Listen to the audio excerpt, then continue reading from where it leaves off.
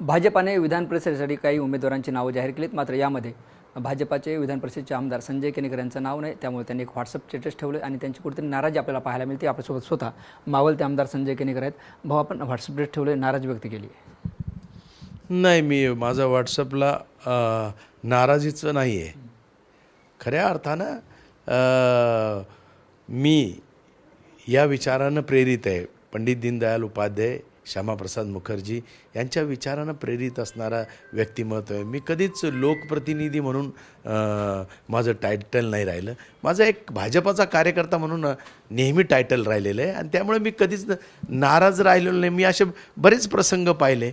मी लोकप्रतिनिधीसाठी नाराज झालेलो नाही आहे आणि नाराजीचं काहीच नाही. मी ज्या उद्देशानं राजकारणात आलो तो उद्देश म्हणजे क्या हार में क्या जीत में, क्या हार में क्या जीत में, किंचित नहीं भयभीत में, किंचित नहीं भयभीत में, संघर्ष के पथ पर जो भी मिला ये भी सही वो भी सही, वरदान मांगूंगा नहीं पर हार नहीं मानूंगा. या भूमिकेत चालणारा कार्यकर्ता आहे मी. आणि निश्चितच आज कित्येक वेळेस मी समाज जीवनातून वरती आलेलो आहे. खऱ्या अर्थाने आज 38 वर्षापासून मी काम करतो आणि कोणत्या लोकप्रतिनिधीच्या टायटलनं काम नाही करत आहे. मी एक भारतीय जनता पार्टीचा विचाराने संस्कृतीने प्रेरित असलेला कार्यकर्ता आहे. आज मी गोपीनाथ मुंडेंचा संघर्ष बघितलेला आहे. पण भाऊ, आपण जर बघितलं तर छाटले जरी माझे पंख तरी उडेल नव्याने मी, या ओळीचा अर्थ काय घ्यायचा? असा विषय असा आहे की कधीकधी राजकारणाच्या मध्ये काही गोष्टी अशा असतात की त्या नाईलाजाने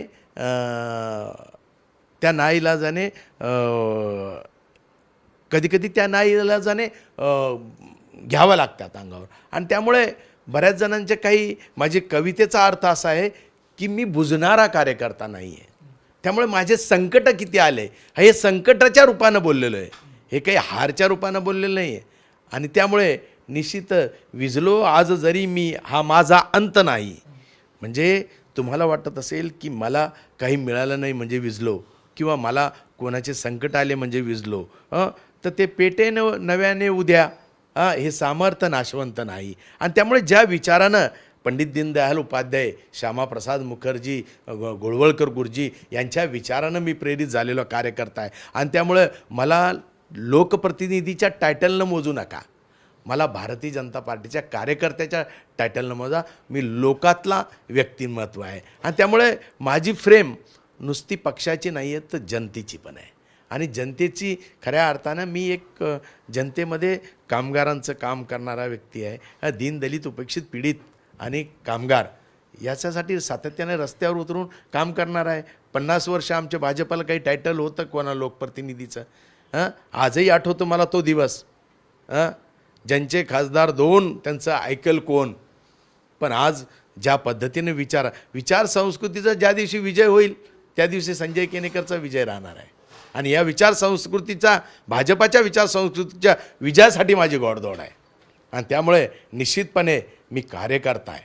आणि त्यामुळे मला लोकप्रतिनिधीचं टायटल आलं नाही आलं ते मायने नाही आहे. मी भाजपाचा कार्यकर्ता आहे, भाजपाचा कार्यकर्ता राहील. आणि त्यामुळे मला कोणतीच नाराजगी नाही आहे. हे तर चालत राहिलं. मी 2014लाच जर आमदार होऊ शकलो असतो, त्यावेळेसही पार्टीने भारतीय जनता पार्टीची कमांड माझ्या हाती दिली आणि भारतीय जनता पार्टीचं काम मी नव्या दमाने, ताकदीने अतुलजीनं निवडून आणलं. त्यानंतरही 3 वेळेस मला लोकप्रतिनिधीची जवळपास जाऊन आलो मी. परंतु ते मला मायनेच नाही, म्हणूनच मी कधी त्याबद्दल नाराज झालेलो नाही. आणि मी उलट नव्या जोमानं कामाला लागणार आहे. कारण मला भारतीय जनता पार्टी आणि त्यांचे विचार संस्कृतीला अजून रुजवायचं आहे आणि अजून नव्यानं फुलवायचं आहे दीन दलित उपेक्षितामध्ये. तर आपण बघितलं तर शेवटपर्यंत तुमचं नाव चर्चेत होतं आणि केवळ तुम्हाला 13 महिन्यात संधी मिळाली होती. कार्यकर्त्यांना असं वाटत होतं की पुन्हा तुम्हाला संधी मिळेल, तुम्हालाही कुठेतरी आशा होत्या. मग अचानक असं काय झालं? हे बघा, निश्चितच लोकप्रतिनिधीच्या निमित्ताने तहापट ताकद मिळते काम करण्याची. परंतु असंही नाही आहे की लोकप्रतिनिधी पद नाही मिळालं तर काम करता येत नाही. अहो जवळपास 30 वर्ष मी भारतीय जनता पार्टीच्या फादरवाडीवर पण नव्हतो, तरी मला जे पक्ष काम देईल ते मी फुलवून दाखवलं, लोकात नेऊन दाखवलं, दीनदलित उपेक्षितांकरता भांडत राहिलो, रस्त्यावर येत राहिलो, फक्त भारतीय जनता पार्टीच्या विचार संस्कृतीनं. आणि त्यामुळं माझ्या मागं प्रेरणा आहे देवेंद्र फडणवीससारख्या एक स्वच्छ नेतृत्वाची. आणि देवेंद्रजी फडणवीससारखं एक स्वच्छ नेतृत्व महाराष्ट्राला लाभलं. त्यांनी दिलेलं दीनदलित उपेक्षासाठी जे लाभ दिले त्यांनी, ते लोकांपर्यंत आजही मला पोहोचण्याचं भाग्य मिळतं. ह्याच्यातच मी मोठं भाग्य समजतोय. भाऊ, पण असं असलं तरी ज्या पद्धतीने आपण बघतोय तुम्ही 2 स्टेटस ठेवले, कुठेतरी मनात खंत आहे? हे बघा, माझे स्टेटस हे मला नव्या उमेदीनं, नव्या ताकदीनं उत्साह करतं. कारण माझा कार्यकर्ता डिमोलाइज होतो. कार्यकर्ता कुठंतरी कार्यकर्त्याला वाटतं की आणखीन ताकद मिळाली पाहिजे नेत्याला, त्यामुळे तो डिमोलाइज होऊ नये म्हणून माझं स्टेटस आहे. ते काही संजय केनेकर करता नाही. आणि संजय केनेकरवर काही पहिल्या वेळेस अनुभव नाही आहे. हा अनुभव मी 3-4 वेळेस मला मिळालेला आहे. आणि त्यामुळं मी विचार संस्कृतीने प्रेरित असल्यामुळं माझा कार्यकर्ता कुठं डिमोलाइज होऊ नये, माझा कार्यकर्त्याचं आत्मबल कमी होऊ नये म्हणून हे स्टेटस आहे. म्हणजे आता भाजपात राहून संघर्ष करावा लागणार पुन्हा? मी भाजपात होतो आणि भाजपातच राहणार आहे. भाजपाचे विचार, देवेंद्रजी सारखा नेतृत्व या राज्याला लाभलेलं आहे, हे आमचं भाग्य आहे. आणि त्यांच्या नेतृत्वाच्या सगळ्या गोष्टी दीन दलित उपेक्षित पीडित कामगार शेतकरी नारी यांच्यापर्यंत न्यायचं काम मी करणार आहे. आणि ते मला टायटल पाहिजे लोकप्रतिनिधीचं असं नाही आहे. फक्त माझे ते जे मी जो डीपी ठेवला तो माझ्या कार्यकर्त्याचं आत्मबल कमी होऊ नये. संजय केनेकरचं आत्मबल या विचारानं प्रेरित आहे भाजपाच्या, त्याचं कोणीच कमी करू शकत नाही. आणि माझं टायटल मी भाजपाचा कार्यकर्ता हे खूप मोठं आहे. पण हे सगळं होताना पक्षश्रीसोबत काही बोलणं झालं आहे का? अगदी पण बघितलं तर तुमचं नावसुद्धा चर्चेत होतं आणि अचानक पद्धतीने ही यादी जाहीर केली आणि त्यानंतर हे स्टेटस होतं. काही बोलणं झालं पक्षश्रीसोबत?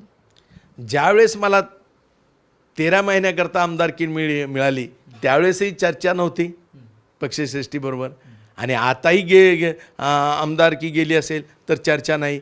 कारण मी भाजपाच्या विचार संस्कृतीचा प्रवासातला कार्यकर्ता आहे.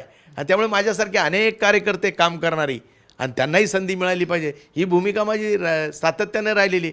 पण आमच्या मागे येणारी कार्यकर्ते कुठं त्यांचं आत्मबल कमी होऊ नये, ते कुठंतरी डिमोलाइज होऊ नये, या भूमिकेतून आम्हाला सातत्याने कार्यकर्ता प्रेरित ठेवावा लागतो. कारण मला भारतीय जनता पार्टीचा विचार संस्कृती ही आणि देवेंद्रजीचं नेतृत्व यांनी जो वसा दिलेला आहे तो वसा मला चालवायचा आहे. भाऊ, सगळं आपण हे बोलून दाखवत आहे, मात्र कुठेतरी तुम्हाला सुद्धा इच्छा होते की आतासुद्धा आमदारकी मिळावी? हे बघा, आमदारकी टायटलसाठी नाही, आमदारकी ही 10 पट ताकद वाढते म्हणून ती पाहिजे कामासाठी.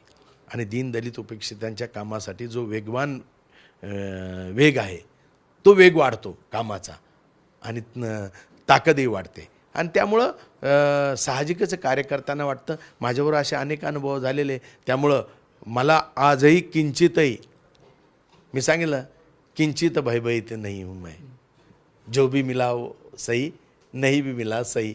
आणि त्यामुळं मी खऱ्या अर्थानं संघर्षामधला कार्यकर्ता आहे. संघर्षाचं जीवन आहे माझं.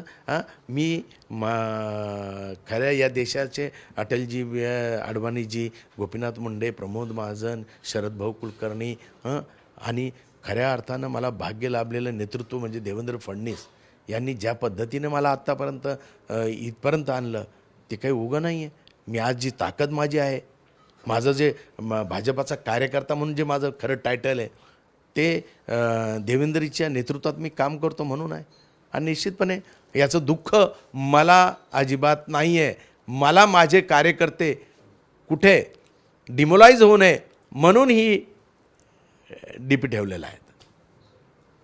निश्चित आपण बघतोय भाजपाचे विधान परिषदेचे मावळते आमदार संजय केनेकर आपल्यासोबत होते. काल भाजपाने ज्या पद्धतीनं विधान परिषद उमेदवाराची यादी जाहीर केली, मात्र पुन्हा आमदार संजय केनेकर यांना संधी मिळेल असे वाटत असताना त्यांचं नाव आलं नाही आणि काल ज्यांनी त्यांनी एक व्हॉट्सअपला स्टेटस ठेवलं त्यानंतर ते चर्चेत आले होते. असं असलं तरी माझी पक्षावर कोणतीही नाराजी नाही, मी पक्षाचंच काम करणार आहे असं स्पष्टीकरण त्यांनी यावेळी दिले. कॅमेरा पर्सन अमित आडेसह ज्ञानेश्वर लोंढे, TV9 मराठी, छत्रपती संभाजीनगर.